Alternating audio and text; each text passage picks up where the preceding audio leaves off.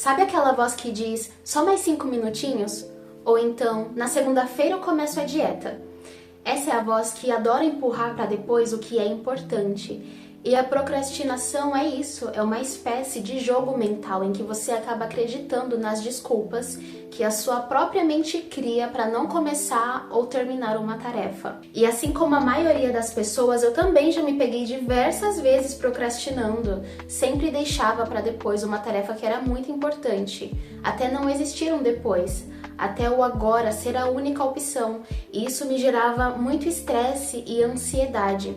Quando eu percebia, eu já tinha 3 ou 4 tarefas que eram importantes e que estavam atrasadas. Então eu fazia tudo correndo e isso me deixava muito cansada e sobrecarregada, desnecessariamente. A procrastinação traz com ela inúmeras consequências, como o estresse e a ansiedade, o que é normal, né? Cada dia que passa, o prazo diminui e você continua adiando a tarefa, fora o fato de você começar a ter aquela sensação de que não está construindo as bases para o futuro que você deseja.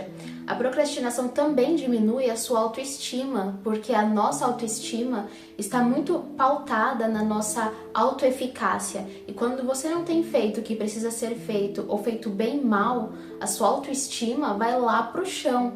E em última análise, a pessoa que é uma procrastinadora, ela não tem amor próprio. Ou ela tem uma visão muito limitada do que é isso, porque se você sabe que você precisa fazer uma coisa que vai te fazer bem e não faz, e ainda assim prefere fazer uma coisa que além de não te fazer bem, vai te fazer mal, em última análise você não se ama, você não tem amor próprio. Eu sei o quanto é bom a gente passar tempo no celular, assistindo ou jogando, mas fazer essas coisas quando você deveria estar fazendo outras coisas que são mais importantes, quando você deveria estar fazendo o que precisa ser feito, tem um custo muito grande. E esse preço é pago com os seus sonhos e com a sua saúde mental, literalmente, então não vale a pena. Uma das coisas que eu aprendi é que tudo que nós fazemos, todo comportamento tem um porquê. Todo comportamento exerce um papel. Então, qual é o papel que a procrastinação tem na sua vida?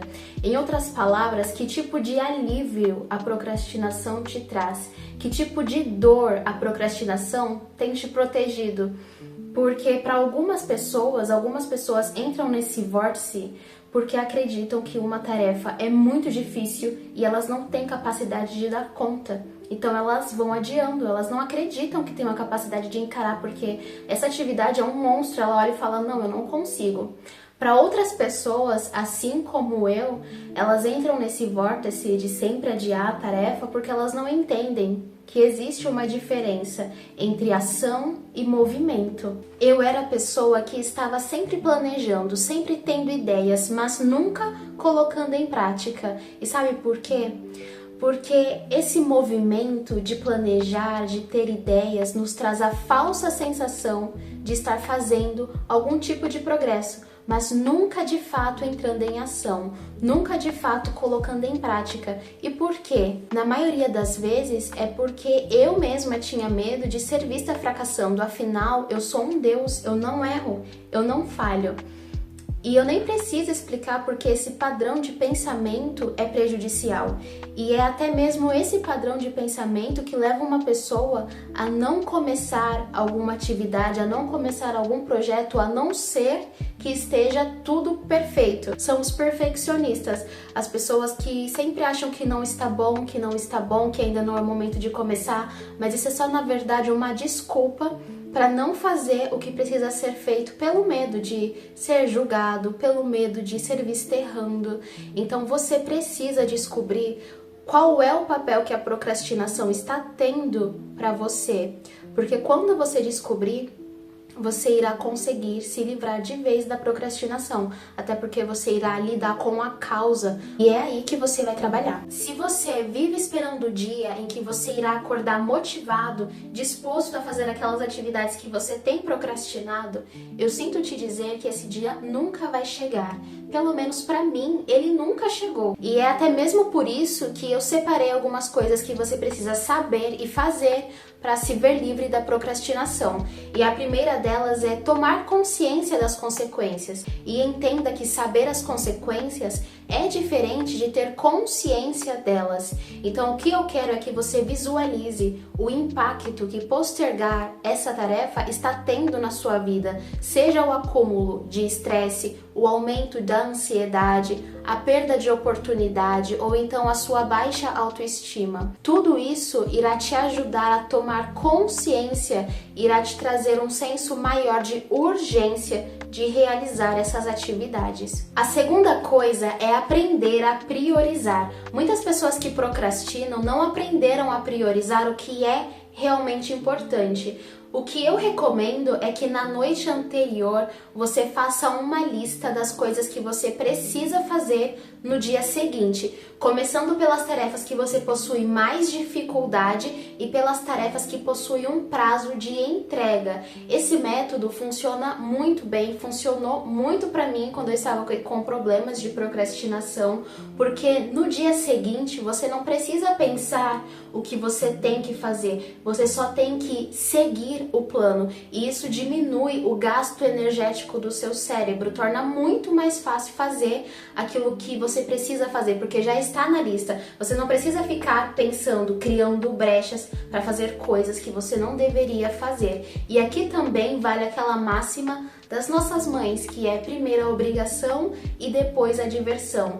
Eu gosto muito de aplicar também essa tática no meu dia a dia, vamos assim dizer, porque é como se fosse uma recompensa por você ter feito aquilo que você precisa fazer. Então, como atingir a recompensa para mim está associada a fazer o que precisa ser feito, eu fico animada para fazer aquilo que eu preciso ser feito logo, para então receber a minha recompensa. A terceira coisa é você livrar o seu ambiente dos itens distratores. Então, sabe quando você vai fazer uma tarefa e você não consegue se concentrar porque seu celular está ali do lado, porque a televisão está ligada? Então, livre-se deles. Quando você for fazer aquela atividade que você acha que é entediante, deixe isso em outro cômodo, deixe o celular em outro cômodo, deixe a televisão desligada, porque isso vai te ajudar a se concentrar, vai te ajudar a ter foco e aumentar a possibilidade de você concluir a tarefa que você se comprometeu a fazer. Outra coisa muito importante de se fazer é dividir as tarefas.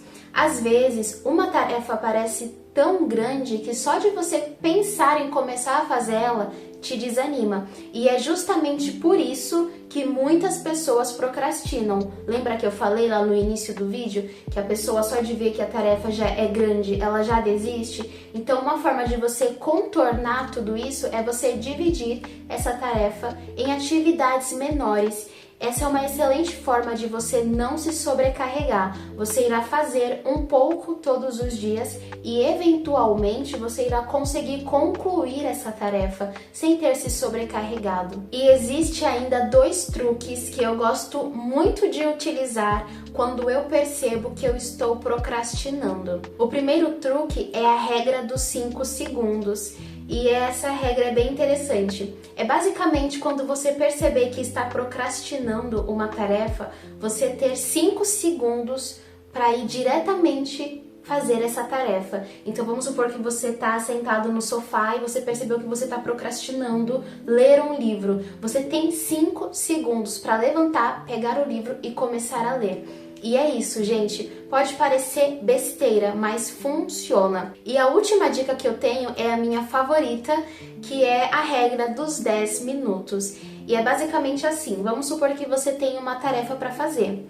E você não tá muito afim de fazer essa tarefa, mas você tem aquela regra dos 10 minutos, que é basicamente você fazer essa tarefa, começar essa tarefa e focar só nela por 10 minutos. Esse truque é excelente porque a coisa mais difícil de uma tarefa é você começar. Então, quando você começa, muitas vezes surge a vontade e você até finaliza o que você precisava fazer, mesmo que você tenha prometido a si mesmo que seria só 10 minutos. Vamos supor que você tenha começado os 10 minutos e essa vontade de continuar não surgiu.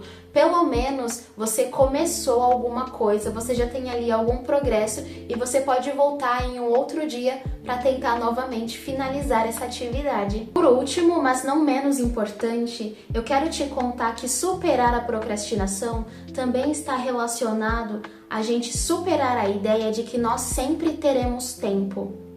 A vida acontece no presente, é onde a diferença acontece. Então comece a preferir o momento presente, porque o momento presente é o único tempo que nós de fato temos. Bom, chegamos ao final de mais um vídeo. Eu espero que você tenha gostado. Se você gostou, não se esqueça de deixar um like no gostei e de se inscrever aqui no canal. Um beijo e até a próxima!